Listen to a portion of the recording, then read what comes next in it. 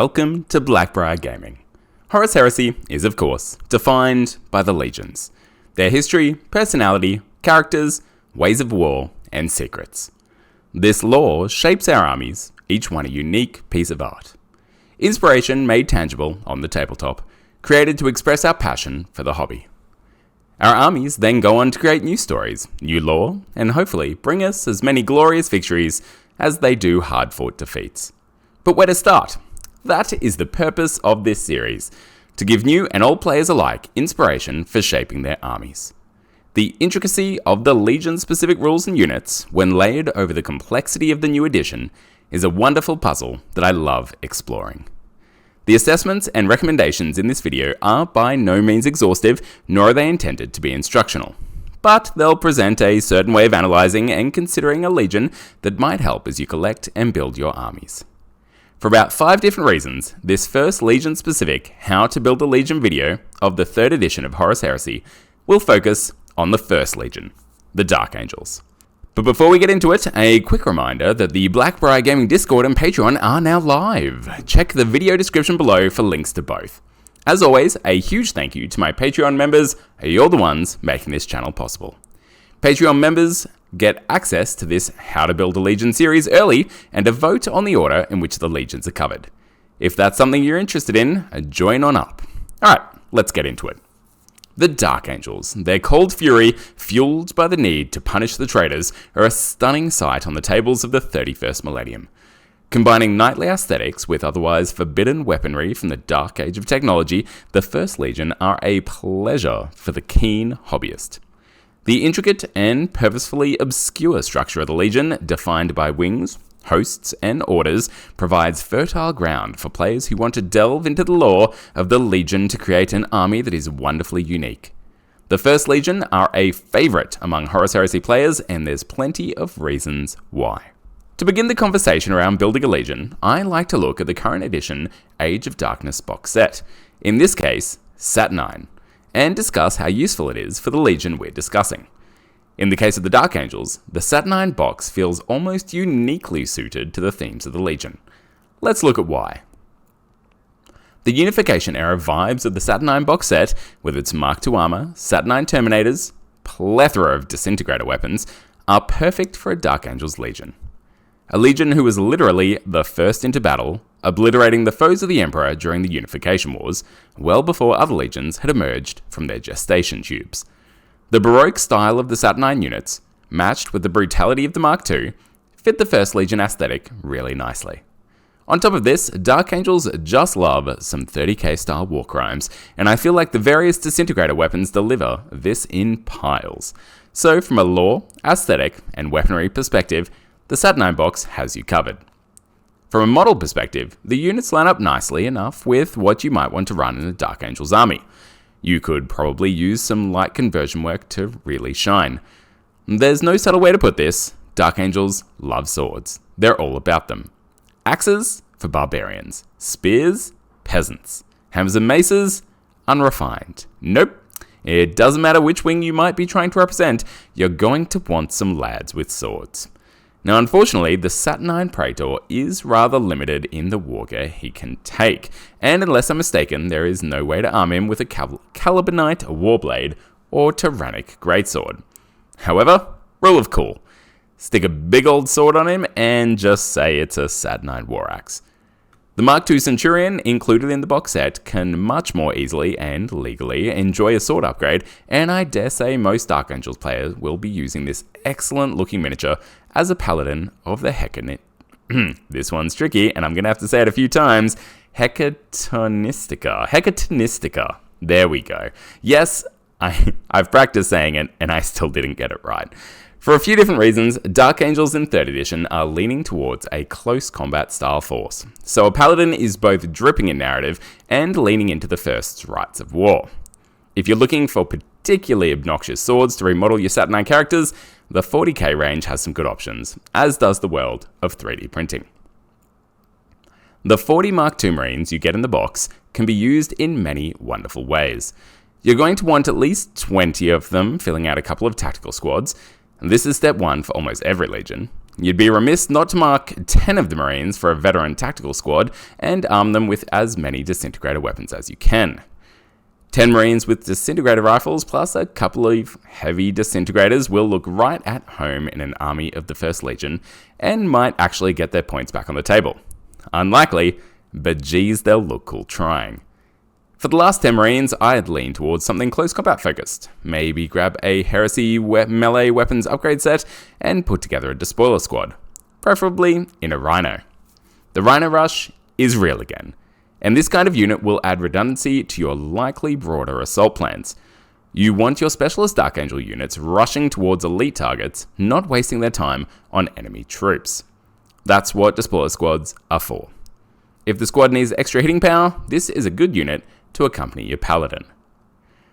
The Saturnine Terminators ooze Dark Angels from the Unification era aesthetics to the potential weapon loadouts. You can't really go wrong from a narrative perspective when choosing which weapons to put on your big-shouldered boys. But if you're already leaning in hard on disintegrator weapons with a veteran tactical squad, it might be worth diversifying and sticking with plasma bombards. I like to keep the disruption fists on my Saturnine Terminators, otherwise they become extremely vulnerable in close combat. A solid option is to keep 3 of your Terminators unbuilt in preparation for the Saturnine Command Squad that we'll get rules for in the upcoming Forges of Saturnine Journal Tactica.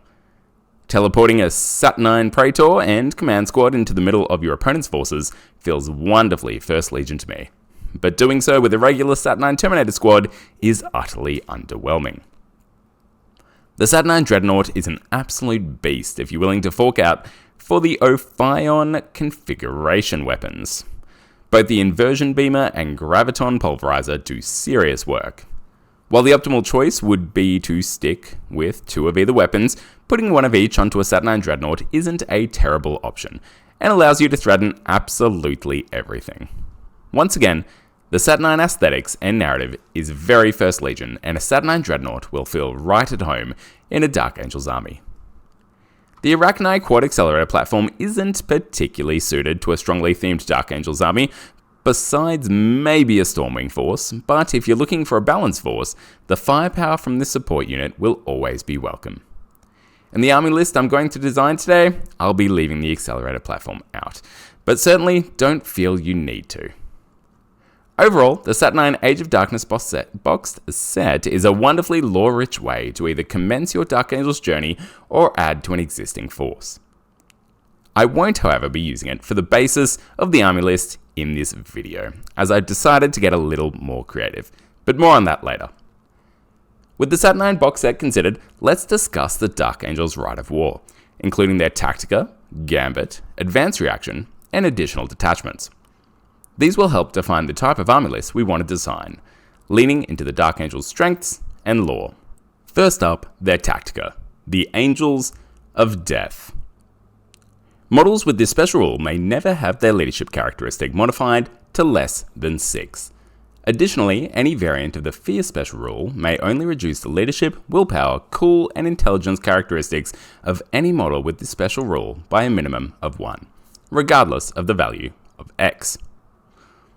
I'm not going to sugarcoat it, this is probably one of the less exciting Legion tacticas, both from an impact on army performance and list design. Rather uninspiring after the depth of lore that was expressed through the rules of the First Legion in the last edition. But is it bad? I don't think so. From an influence perspective, it benefits infantry-heavy lists that can take advantage of it, the special rule of course having no effect on vehicles.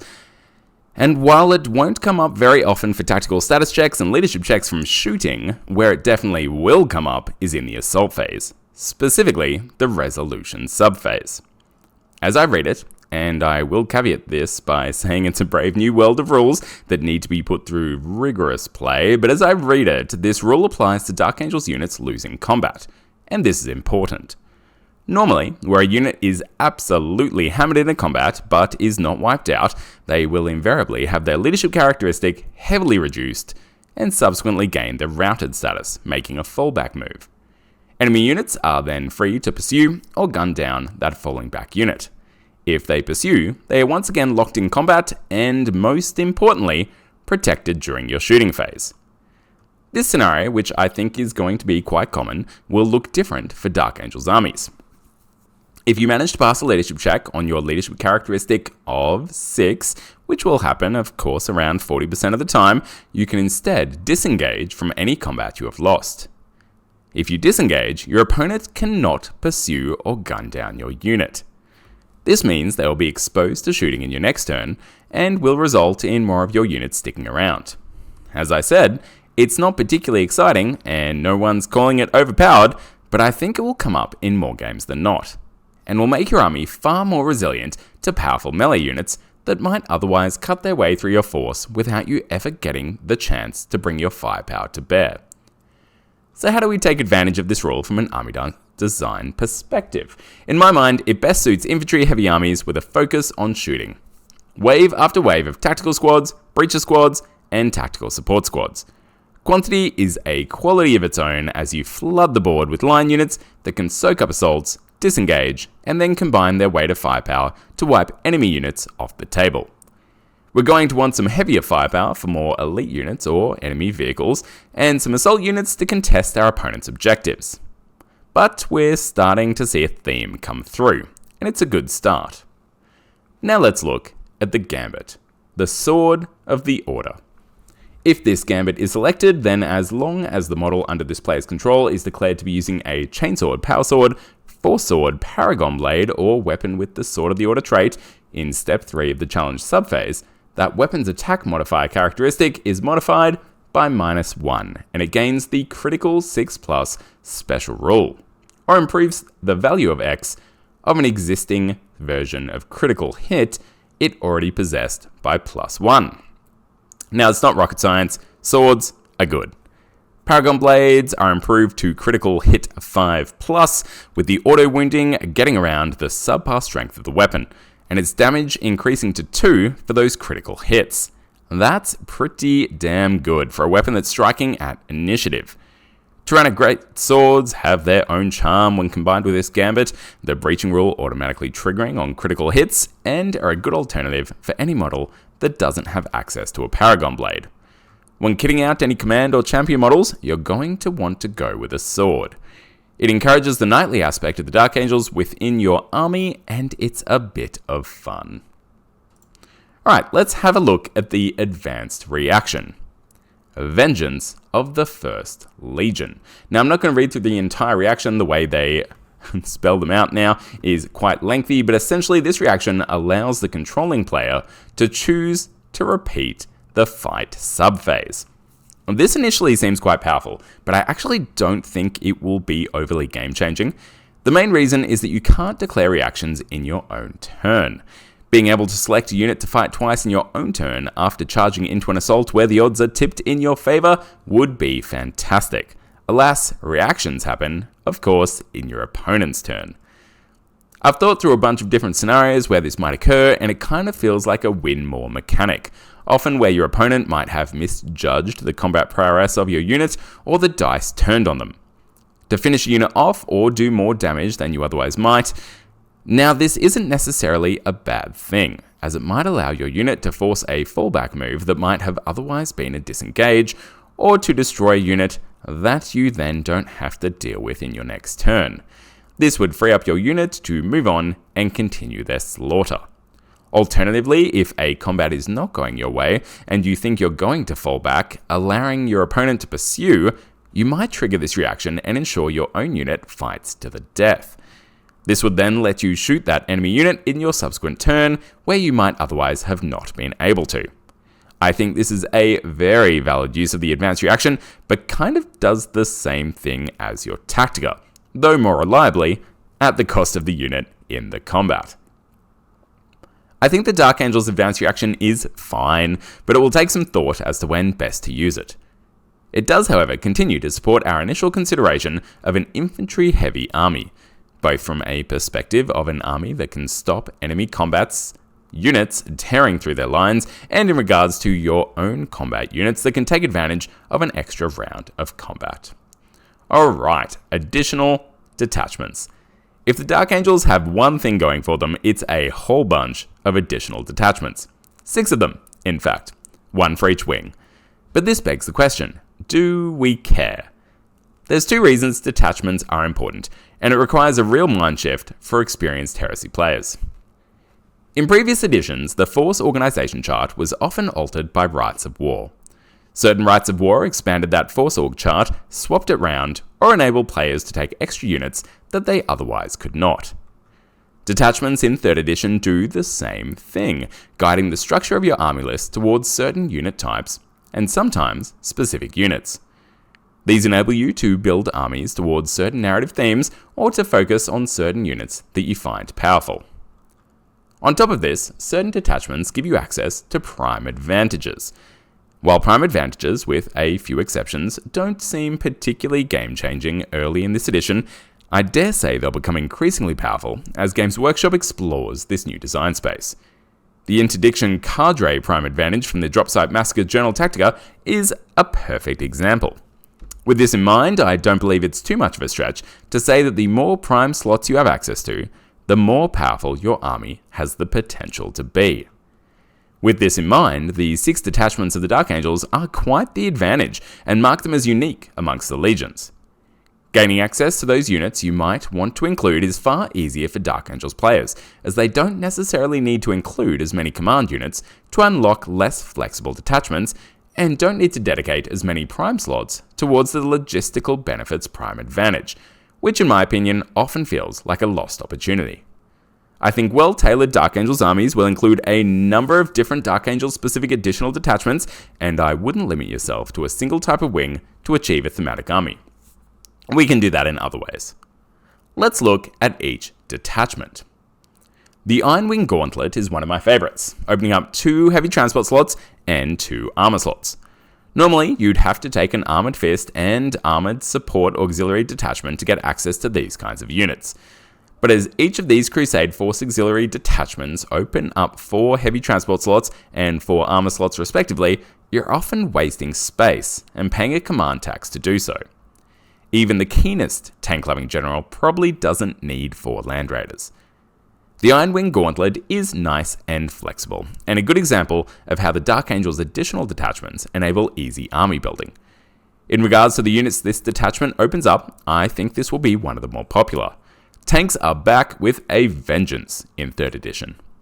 Most battlefields will see multiple Land Raiders kicking around, supported by armor units, who deal with an opponent's Armor 14 behemoths more economically and reliably than most units on foot. The Dreadwing Cadre holds a special place in my heart, as the Dreadwing are obviously the best of wings, specializing in the absolute destruction of an enemy, often with exotic and otherwise forbidden weaponry. Those Dark Angel-inspired war crimes I mentioned earlier were predominantly carried out by the Dreadwing. We have come, they proclaim, we are death. How can you not want to be part of that? The detachment includes 3 support slots, which must be filled by Dreadwing Interemptor units or Rapier batteries. While the unit restriction is limiting, getting access to 3 support slots, as opposed to the 2 from the Tactical Support Detachment, is nice. And that limitation is negligible when heading towards a Dreadwing theme, as it allows you to pack your army full of Phosphex. And I don't think you're really playing Dark Angels without Interemptors.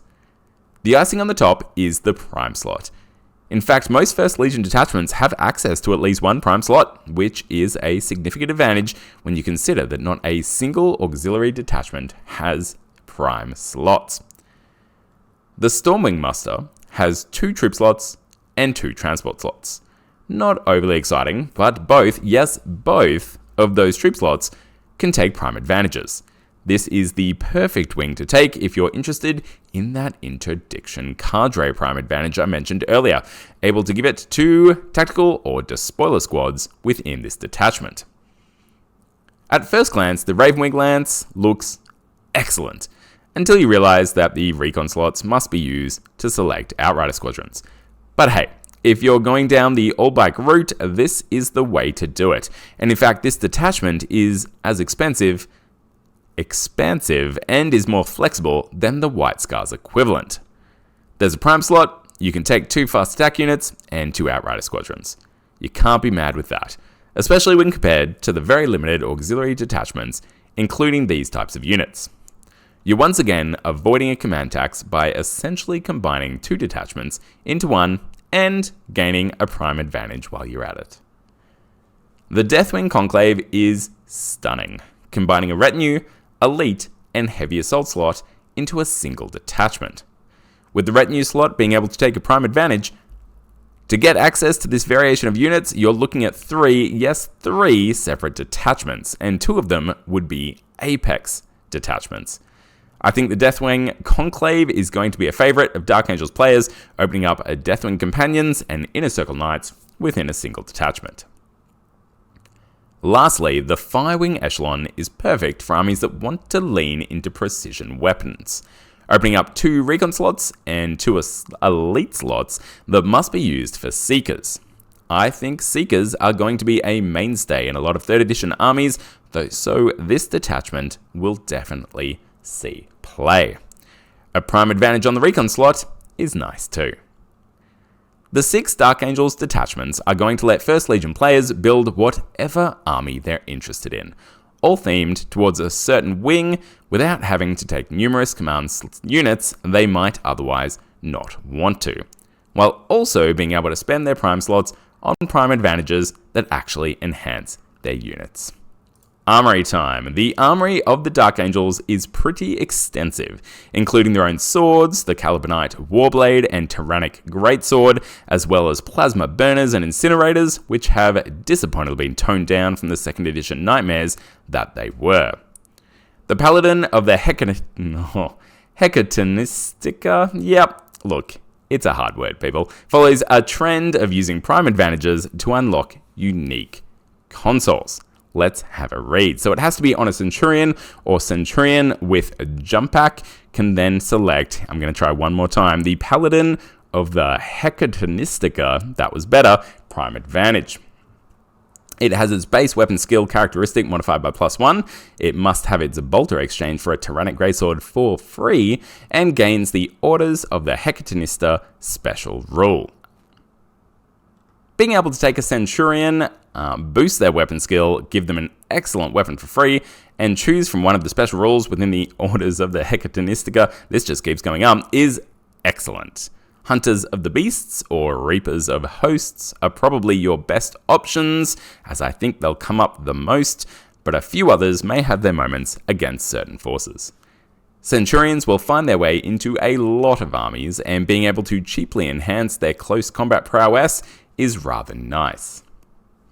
Units. Now let's look at the unique units available to the Dark Angels, starting of course with their Primarch.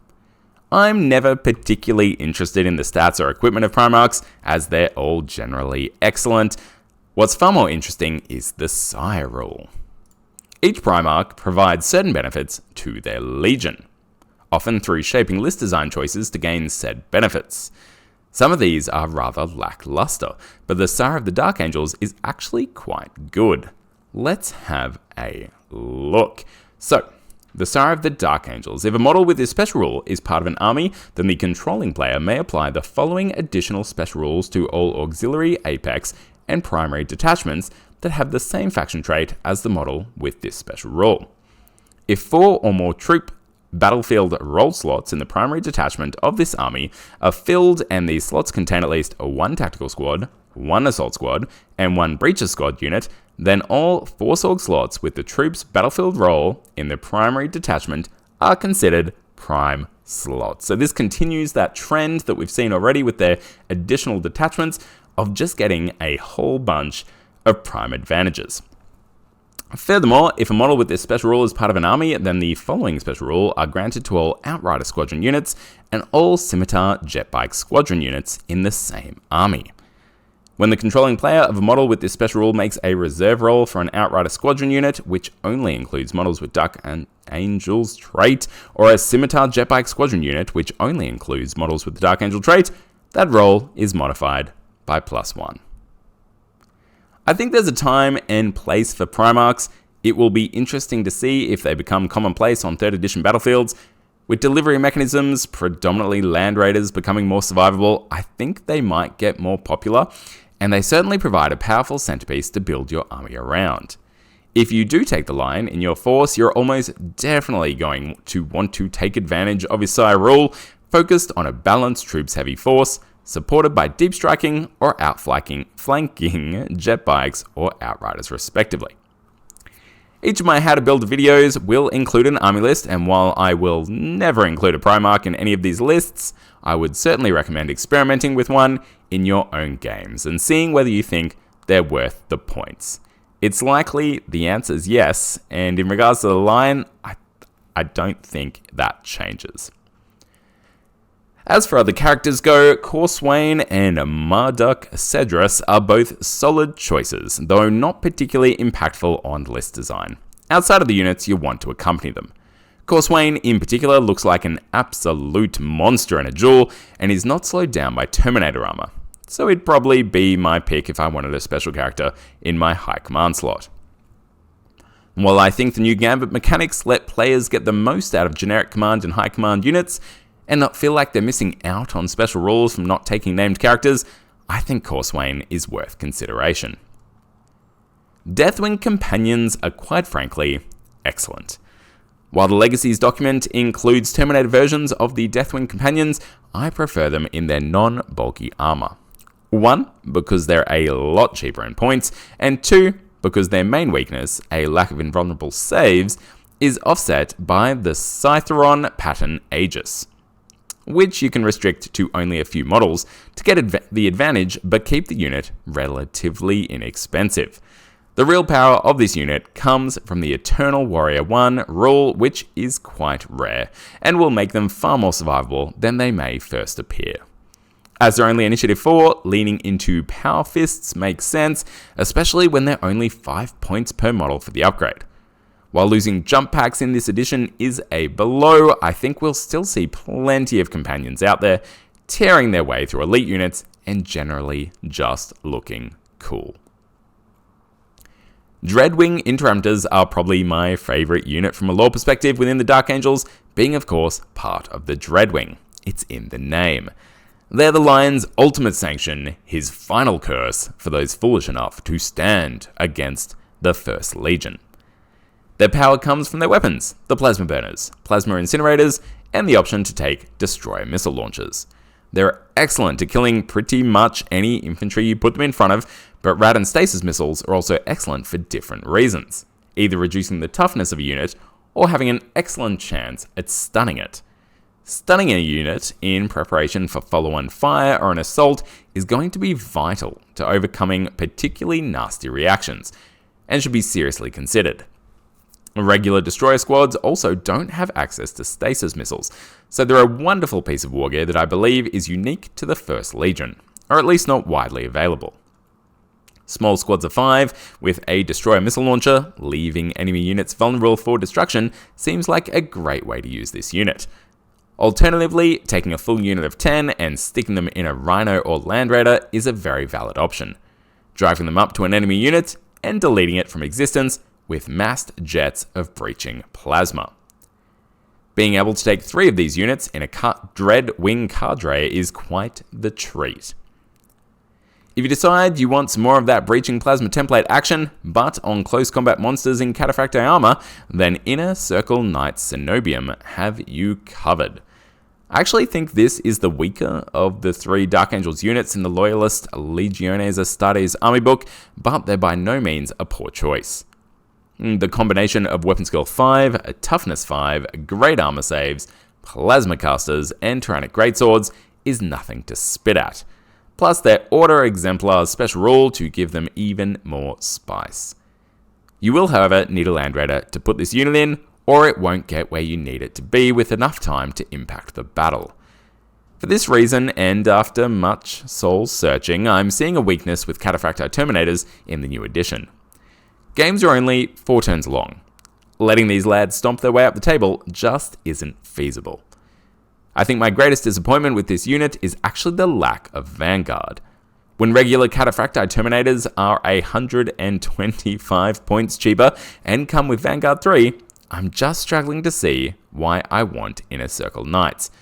Except of course, because their lore and models are fantastic, which is obviously reason enough and why I've included them in the army list later in this video.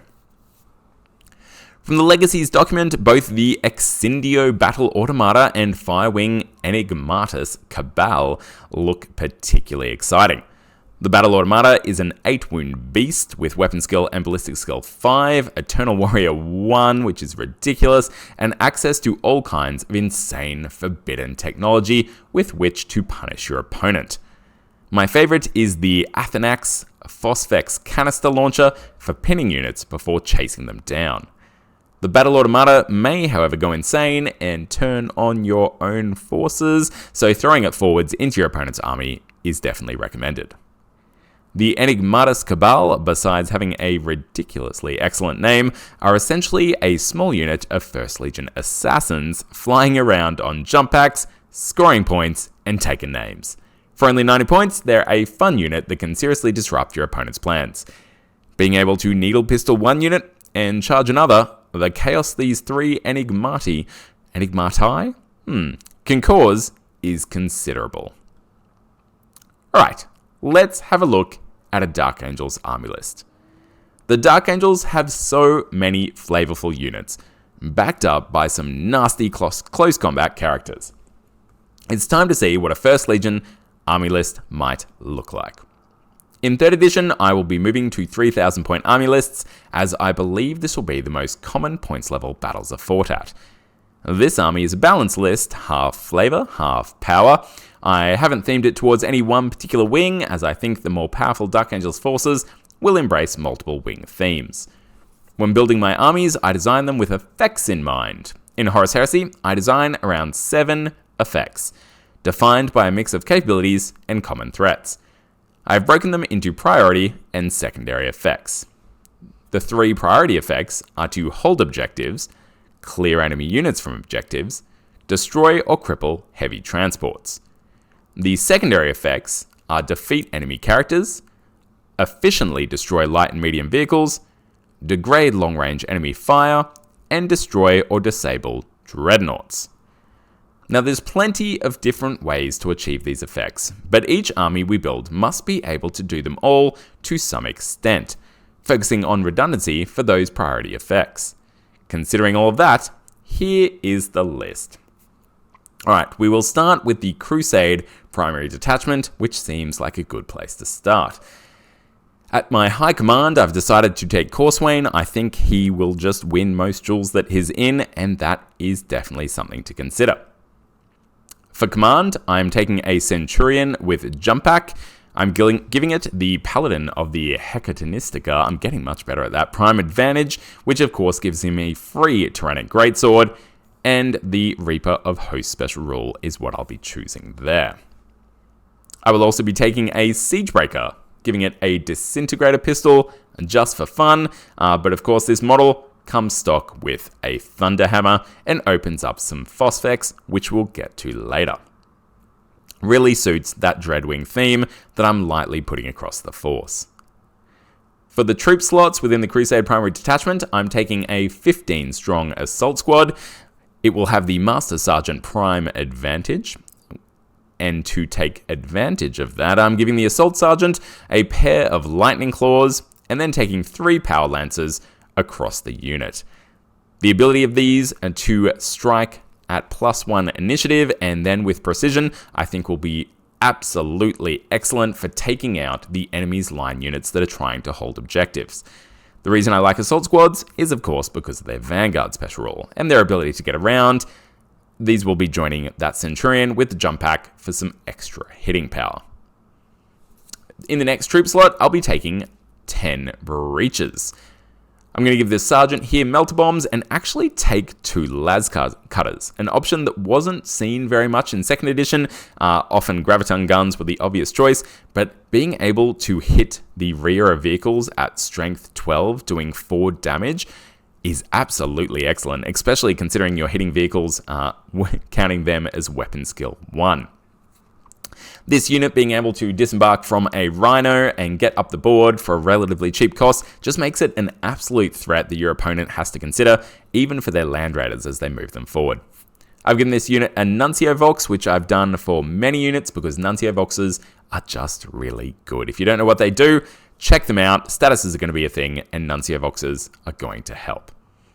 In the transport slots for this detachment, I've taken 2 rhinos, and there's quite a few rhinos across this force, but these 2 here have heavy flamers on them. One of these rhinos I will be giving to the breacher squad, and the other one will be carrying the interrupters that I'll talk to later. That is all the units that I want to put in my Crusade primary detachment. Let's move on to the others. You'll see that I didn't have to spend any of my prime advantages on logistical benefits. Prime advantages? Any of my slots on the prime advantages? There we go. Essentially means I can use it to make my units more powerful because I have access to such great and flexible detachments through the Dark Angels. Next up, let's look at the Deathwing Conclave. This is being unlocked by Corswain himself. It will include, in the retinue slot, 8 Deathwing Companions. Now, I've given these the Master Sergeant Prime Advantage. I've given the unit 3 Power Fists, 4 Tyrannic Greatswords, and 5 Scytheron Pattern Aegis Shields. This unit will accompany Corswain, and they will ride in a Land Raider, which we'll get to a little later. The other unit I'm taking within this detachment is a unit of 5 Inner Circle Knights Cenobium. I've given them the Hunters of Beast special rule, but otherwise they come stock standard without too many options to upgrade them. They'll be traveling around in the other Land Raider I'm taking for this force. But before we get to that, let's look at the next detachment, this one being unlocked, one of the 2 unlocked by the Centurion. It is a Stormwing Muster. In here, we've got troops. We've got troops with prime advantages, is what it's all about. I've taken 2 tactical squads, both identical, only 10 strong. I think smaller tactical squads, due to statuses shutting down your ability to capture objectives, smaller tactical squads are going to be king in this edition. I've given them the Combat Veterans Prime Advantage, both of them, and of course they have Nuncio Voxes. Keep them nice and cheap, nice and simple. They're simply there to move on to objectives. Helping them do that is a couple of rhinos. 2 rhinos, in fact, that being what a couple means. And these ones I've given pintle-mounted Havoc launchers. So the other 2 that I mentioned before that will be carrying around the breaches and the interrupters had heavy flamers for some panic action. These ones have Havoc launchers for some stunning action. Shutting down reactions, I think, is going to be really important in this game, and I really like Havoc launchers as an option to do it cheaply and at range, so that these transports, these rhinos, have a purpose after they've dropped off their tactical squads. Next up, the second detachment that the Centurion is unlocking is the Iron Wing Gauntlet. I talked to this, I think it's going to be pretty popular. I haven't taken full advantage of it because I simply ran out of points and wanted to take other things, but what I have used it for is to take a couple of Land Raiders. I've given them hull-mounted twin las cannons, but otherwise kept them pretty stock standard and nice and cheap. These are carrying, as I said before, both the Deathwing Companion Detachment and the Inner Circle Knight Cenobium. Lastly, we have the Dreadwing Cadre. I've used this Siegebreaker to unlock this detachment. It's got support units. The first one I've taken is a unit of 10 Dreadwing Interrupters. I've given them the Combat Veterans Prime Advantage and a couple of Plasma Incinerators. Secondly, I've taken a unit of 3 Rapier Batteries, upgraded them, of course, to Quad Launchers, and given them the Foxfex Canister Shot. If you're going to go Dreadwing, do it right. So that is the list. That is 3,000 points exactly. Let's have a look at how it achieves our effects. So our ability to hold objectives is quite strong. We've got the tactical squads to do that, along with the breacher squad, all of which have line. We've also got a lot of troops in this army, most of which can hold objectives, as only one of them, that being the assault squads, has the Vanguard special rule. Which brings us on to the priority effect number 2. Clear enemy units from objectives.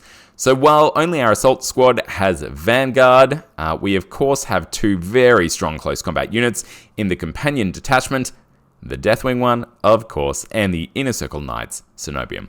Now, I would love these units to have Vanguard, but maybe Games Workshop decided that was a bit much.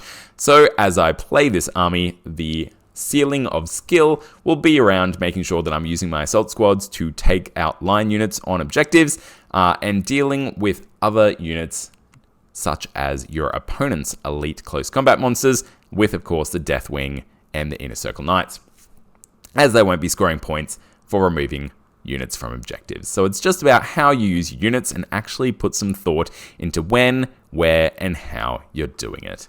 But in regards to being able to clear enemy units, I think we're doing pretty well. Next, destroy or cripple heavy transports. Now, to do that, I've got my Breacher Squad with the Las Cutters, which I think will surprise a few people jumping out of their Rhino. The fact is that I don't believe, and I could be wrong and I'm not going to check it because you've got to have something to abuse me in the comments section about, I don't believe vehicles can use reactions anymore to move away from you like they could in 2nd edition. So having this unit able to jump out of a Rhino, the Disordered Charge isn't as crippling as it might be for a unit that wants to try and assault enemy infantry. That Disordered Charge will mean that as long as you're close enough with your Rhino, you'll still be getting in to combat with those vehicles because it's harder for them to react and move away. That was my logic there.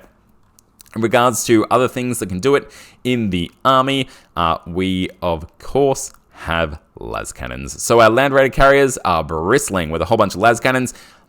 And look, las cannons aren't excellent at this role anymore, but they're better than nothing, right? The Spartan does it better, but at 400 points, you kind of want it to.